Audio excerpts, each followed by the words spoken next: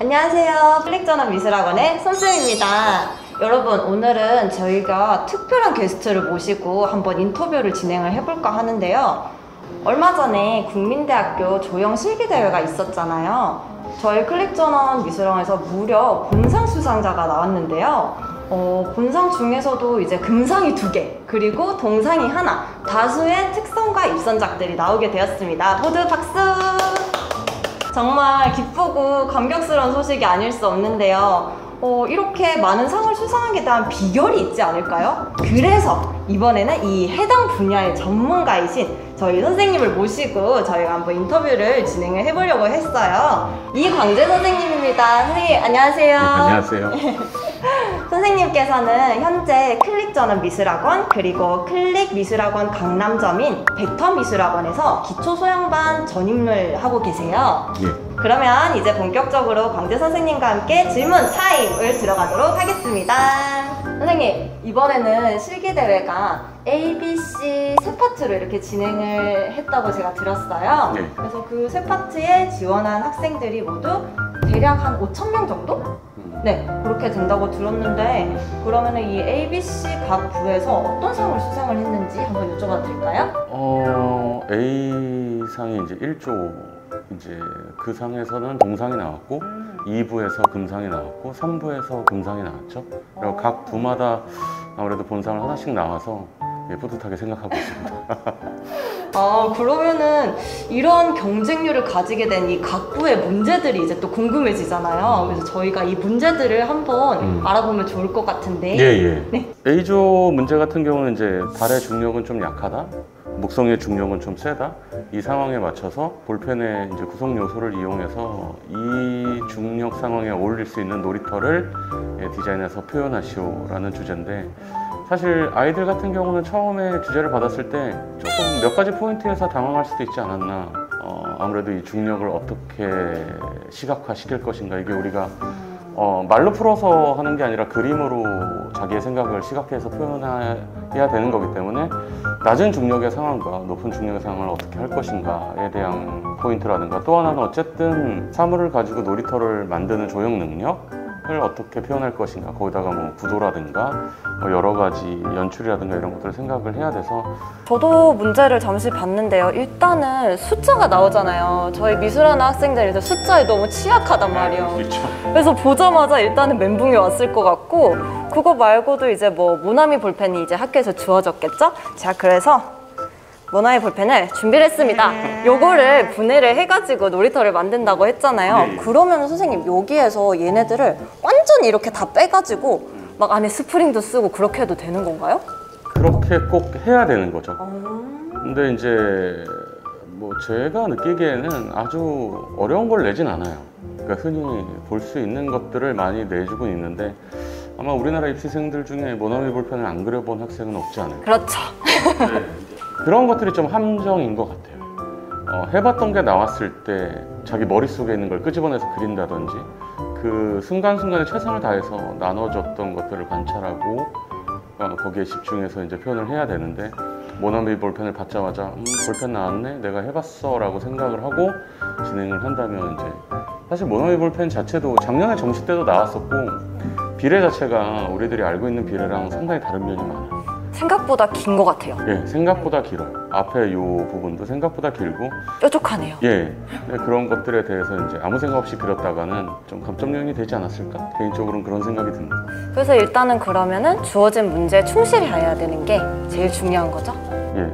그리고 제가 볼 때는 뭐 숫자 이런 것들 처음에 보면 사실 어렵게 써놨지만 결국은 이제 중력에 대한 얘기고, 그거를 아까 얘기 드렸듯이 시각화되는 표현이 어떻게 될까에 대한 포인트가 있었고, 또 이제 제한 조건이나 이런 걸 보면 이제 놀이터를 그리라고 한 부분이라든가, 아니면 이제 구성 요소의 원형을 유지하고 크기 변동은 가능한 그런 제한 조건에서도 사실 많은 함정들이 도사리고 있지 않나. 뭐 일반적으로 아이들이 이제 확대 해석을 하거나 아니면 축소 해석을 하는 경우가 많은데, 이제 사실 되게 학원에서 그릴 때보다 당연히 시험장은 못 그리겠죠. 선생님도 없는 상황에서 이제 긴박한 상황에서 긴장도 되고. 그쵸. 얼마 전에 해봤던 놀이동산이 아니야 놀이동산이 놀이터일 수 있어. 확대 해석을 하거나 아, 그런 식으로 네, 스스로 그렇죠. 세뇌를. 스스로 세뇌를 해갖고 그러면서 그런 것들에 좀 주의를 많이 해야 되지 않을까라는 생각이 들고요. 또 하고 전 개인적으로는 요번에 중력이 낮은 곳에서는 아무래도 좀 하늘에 통통 튀는 그런 느낌이라든가 중력이 가벼우니까 그리고 무거운 곳에서는 뭔가 이제 시각상 무겁다는 느낌을 주기 위해서는 뭔가 되게 늘어지고 뭐 하늘로 이제 바닥으로 좀 처지고 이런 것들을 이용한 놀이터가 상당히 많이 뽑히지 않았을까? 시각적으로 중력을 잘 표현한. 그쵸. 그냥 거기에 가장 큰 포인트가 있지 않을까 생각이 듭니다. 그럴 수가 있겠네요. 그러면은 선생님 혹시 B조 문제도 한번. B조 문제 같은 경우는 사실 A조 문제 같은 경우도 뭐 국민대에서 많이 나왔던 예전에도 뭐 이것저것 것들을 주고 뭐 움직이는 뭘 만드시오 뭐 아니면 얼굴을 만드시오 이런 만드시오라는 주제가 나왔듯이 B조 문제 같은 경우는 불과 이제 재작년에 나왔었던 손으로 이제 호치게스 스탬플러를 사용하는 작동 원리를 단계로 표현하시오라는 주제랑 상당히 유사하지 않나 라는 생각이 들고 마침 이제 저희 클릭전원 연합 시험에서 손을 가지고 이제 유사한 주제를 얼마 전에 해봤어서 좀 더 효과가 좋지 않았을까라는 생각이 드는데 B조에서는 금상수상이었죠. 예, 요 비조 주제는 선생님들이나 학생들 자체도 별로 해석하는데 어려움은 없는 것 같아요. 왜냐하면 그러니까 가장 최근에 나왔던 주제 유형이기도 하고 뭐 이 전개도를 접는 방법에 대한 단계 자체가 애들도 받았을 때 아 이거를 뭐 어떻게 해야 될지 모르겠어 이런 해석을 하는 학생들은 뭐 최근에 1, 2년 안에 이제 주제들을 한 번도 이제 보지 않았으니까 관심이 없거나 아니면 뭐 선생님 안 그래도 여러 가지 상황이 있겠지만 이 문제 자체도 보면은 네, 그냥 모두가 아는 그런 유형인 것 같아요. 그냥 그 기출 문제만 한 번쯤은 봤으면은 아 이거는 이렇게 해야 되겠구나 이렇게 좀 계획이 세워지는 유형인데 그러면은 이 그림에 대하여서는 나중에 수상작 보면서 조금 더 설명을 해주시는 걸로? 네, 그렇게 하겠습니다. 그러면은 C조 문제를 또 한번 볼 건데요. C조 문제는 되게 이렇게 또 서술이 돼 있네요. 그쵸. 이것도 이제 몇 년 전인지 정확히 기억은 안 나지만 쭈꾸미 주제가 한번 나온 적이 있었어요. 예, 그 주제라든가 뭐 이런 쪽을 좀 좋아하시는 교수님이 있지 않나 해서 뭐 아득히 먼 옛날 이것저것 써 있지만 사실상은 여기 나와 있는 것들을 이제 자연스럽게 배치하고 상황을 그리시오라는 쪽으로 이제 판단을 하면 되겠죠. 그러니까 국민대학교에서 나오는 주제들 자체가 처음 받았을 때 좀 황당할 수도 있지만 사실 별다른 내용을 원하는 것 같진 않아요. 그냥 가장 워딩 자체에 충실해서 자연스럽게 잘 물론 거기에 이제 기본적인 구도 능력이라든가 채색 능력이라든가 그런 것들이 갖춰져야겠지만 제가 생각한 것보다 여기서는 좀 큰 상이 나왔어요. 저희들은 이제 분석을 많이 하니까 그래서 이제 토끼의 동작은 자유롭게 연출할 수 있음이라는 워딩이 있었는데 저희 학생 같은 경우는 아주 역동적으로 그리진 않았더라고요. 근데 이런 단어가 써 있었으면 아이한테는 사실 뭐라 그랬거든요. 여기 이렇게까지 써놨으면 좀 움직이게 하지 그랬니? 근데 조금 더 자유롭게. 예, 아이가 약간은 예, 소심하게 그랬는데 근데 완성도 자체가 워낙 좀 빵빵하게 나와서 좋은 상을 받지 않았나라는 생각을 하고 있습니다. 정말 이게 말씀을 들어보면은 정말 말 그대로 문제의 답이 있다네요. 그렇죠? 예. 문제의 답이 있죠. 어디 가나. 선생님 그러면은 이렇게 A조, B조, C조 이렇게 문제와 간단한 풀이법에 대해서 저희가 한번 말씀을 들어봤는데요. 혹시 뭔가 그 비결이랄까? 이 모든 부에서 본상을 수상할 수 있었던 그런 비결 같은 게 있을까요? 사실은 그 실기대를 많이 나가자는 주의는 아니에요. 전 개인적으로. 올해 애들이 워낙 또 원하는 애들도 있었고 해서 좀 체계적으로 준비를 했던 것 같아요.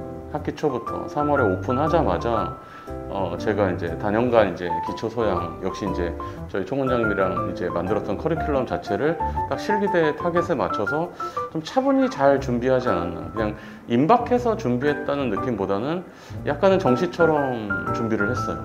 그렇다고 뭐 아이들한테 큰 시간을 뺏는 건 아니지만 확실히 가르칠 것들을 좀 노려서 준비를 했다. 뭐 이렇게 얘기하면 이제 내년이 되게 부담스럽긴 한데 내년은 어떻게 될지 모릅니다. 안 나갈 수도 있어요. 근데 올해는 생각한 대로 애들이 되게 잘 움직여줬고 좀 좋은 애들을 만난 것도 좀 행운이지 않나라는 생각이 듭니다. 그러면 결국에 근데 실기대회를 준비한다는 것 자체가 정시랑도 조금 연계가 되기 때문에 하시는 거잖아요? 그렇죠. 사실상 뭐 전혀 다른 주제가 나오는 게 아니라 아까 선생님도 얘기하셨듯이 수능만 모의고사가 있는 게 아니라 어쨌든 실기대회라는 것 자체도 모의고사의 성격을 좀 많이 띠고 있는 거라서 한번 학원에서 그리는 거 외에 실제 저희가 없는 곳에 애들이 어떻게 그려서 왔는가 경험을 또. 그렇죠. 요번 같은 경우도 갔다 와서 사실 제 연작을 보면 어느 정도 느낌은 오지만 그냥 선생님의 입장에서는 뭐 잘 받고 잘하는 애들보다 약간은 이제 상을 못 받은 애들이 얘네들이 선생님이 없을 때 이런 실수를 하는구나 라는 체크로 좀 더 활용을 많이 해요. 저 같은 경우는 뭐 상 받아서 좋은 것도 있지만 어쨌든 얘네들은 정시를 가기 위해서 국민들 같은 경우는 정시를 가기 위해서 하는 거기 때문에 아이들의 체크용으로 좀 더 많이 쓰고 있습니다. 그러면은 이제 이렇게 실기대회가 끝나고 난 뒤에 정시까지 뭐 고3 기준으로 정말 또 짧다면 짧은 시간이잖아요, 굉장히. 그럼 그 뒤에는 혹시 실기를 어떻게 또 준비를 하면 좋을지. 가장 실기대랑 정시의 차이점은 일단 절지가 4절에서 3절로 넘어간 거고 양 자체도 실기대까지는 아까도 얘기 드렸지만 3시간 30분 안에 어쨌든 완성하기도 버거운 시간이에요. 특히 고3 같은 경우는 더.